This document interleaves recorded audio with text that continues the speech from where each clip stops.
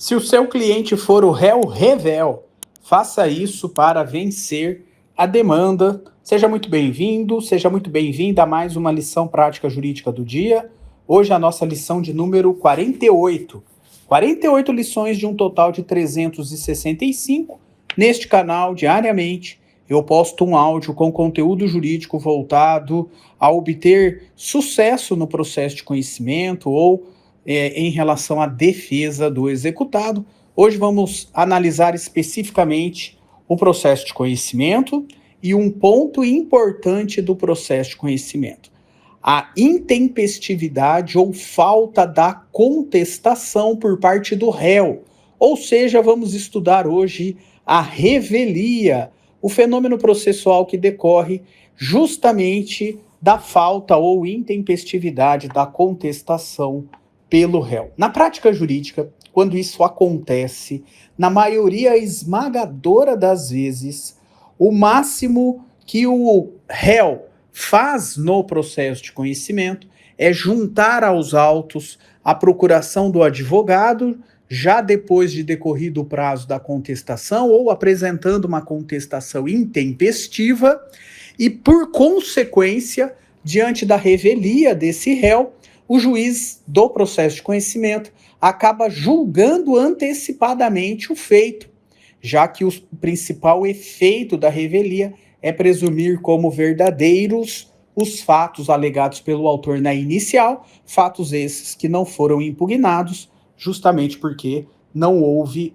a apresentação da contestação ou a contestação foi apresentada intempestivamente. Então, na grande maioria dos casos, na prática jurídica, quando o réu é revel, normalmente o juiz julga antecipadamente o processo, o feito, o pedido, e, consequentemente, na maioria esmagadora das vezes, o pedido formulado pelo autor acaba sendo acolhido, acaba sendo julgado procedente. Mas vamos lá, vamos falar um pouquinho da estratégia do réu revel. O réu revel tem estratégia, sim, para reverter essa presunção de veracidade, e é isso que vamos analisar de agora em diante. Muito bem, quando o seu cliente procura você no seu escritório de advocacia para informar que está sendo demandado e que precisa fazer a defesa, pode acontecer que a busca por um profissional, por um advogado, ela vai ocorrer depois que já decorreu o prazo da contestação.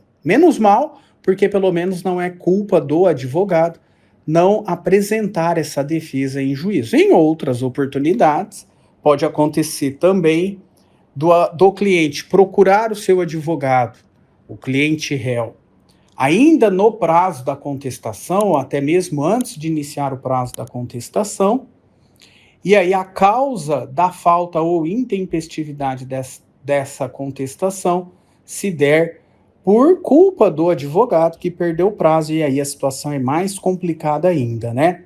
Mas vamos lá. A revelia, ela é esse fenômeno que representa essa intempestividade ou falta da contestação. E os efeitos da revelia podem ser de ordem material e processual. Os dois principais efeitos práticos da revelia são, primeiro, todos os fatos alegados pelo autor presumir-se-ão verdadeiros, aqueles fatos alegados na inicial, justamente porque não houve a impugnação pela contestação, ônus específico que teria o réu ao apresentar a defesa, ao apresentar a contestação. E o segundo efeito é o réu, ele perde a oportunidade de alegar fatos novos, fatos impeditivos, modificativos e extintivos do direito do autor, justamente diante da falta da contestação. Agora veja, essa presunção de veracidade que decorre da revelia, ela é uma presunção de veracidade relativa. Isso significa que, no caso concreto, é perfeitamente possível que o réu revel produza provas para demonstrar o fato contrário àquele que está presumido como verdadeiro na inicial. Então, a primeira medida a ser adotada pelo réu revel, ao ingressar num processo de conhecimento, é justamente o advogado desse réu revel requerer imediatamente, ao ingressar no processo, a produção de provas, qualquer meios de provas, justamente para afastar a presunção de veracidade que agora existe em favor do autor, já que essa presunção é relativa.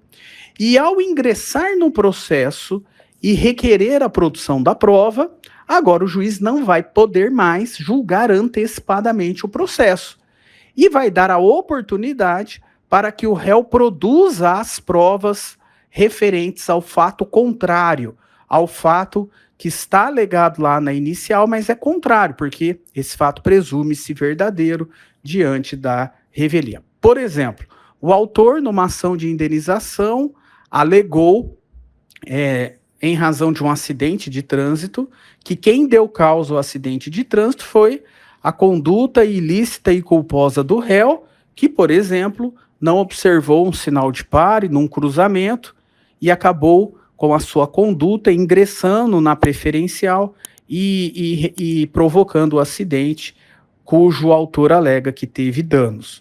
Bom, diante da revelia, esse fato agora é presumido como verdadeiro. Vai caber ao réu produzir a prova do fato contrário, vai caber ao réu produzir a prova no sentido de que não invadiu a preferencial, ou seja, que observou o sinal de pare e que não deu causa ao acidente. Foi outro fator, outra questão aí que deu causa a esse acidente, como, por exemplo, a culpa exclusiva do próprio autor ou uma culpa de terceiro, enfim, algo que vai aqui afastar a presunção que existe em favor do autor. E isso está previsto expressamente no CPC no artigo 349, quando lá está dito que ao réu revel será lícita a produção de provas. Para quê? Para se contrapor às alegações do autor, desde que esse réu revel se faça representar nos autos, ou seja, no processo, a tempo de praticar os atos processuais indispensáveis a essa produção probatória, a tempo de requerer a produção da prova e participar da produção da prova requerida. Ou seja, desde que ele ingresse no processo até o momento em que vai ser prolatada a sentença, ele pode requerer a produção da prova para justamente afastar essa presunção. Então essa é a primeira medida que o réu revel tem que adotar no caso concreto. A segunda questão importante aqui é que em algumas situações também previstas pelo CPC, não haverá esse efeito da revelia, a de presumir como verdadeiros os fatos alegados pelo autor. Como, por exemplo, havendo um litisconsórcio no polo passivo, um dos réus faz a contestação e na contestação impugna os fatos alegados pelo autor. O outro réu, em litisconsórcio, que não contestou, o efeito da presunção de veracidade não irá incidir contra ele, justamente porque o litisconsorte impugnou e agora essa impugnação amplia o efeito também para o réu revel.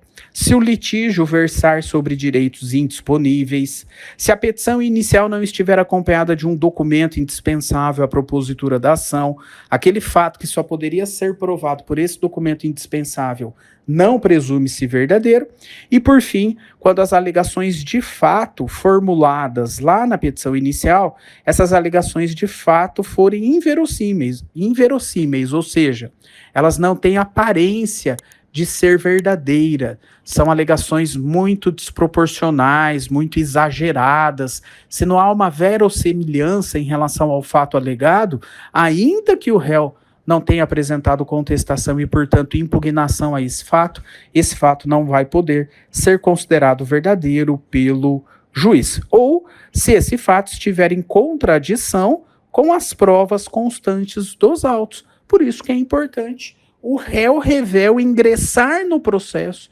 e, imediatamente ao ingressar, requerer a produção da prova e produzir a prova do fato contrário. Na verdade, essa é a única chance que ele tem de evitar perder a demanda, já que em favor do autor haverá uma presunção de veracidade quanto a todos os fatos que ele alegou na inicial, sendo claro questões que estão fora do artigo 345 do CPC.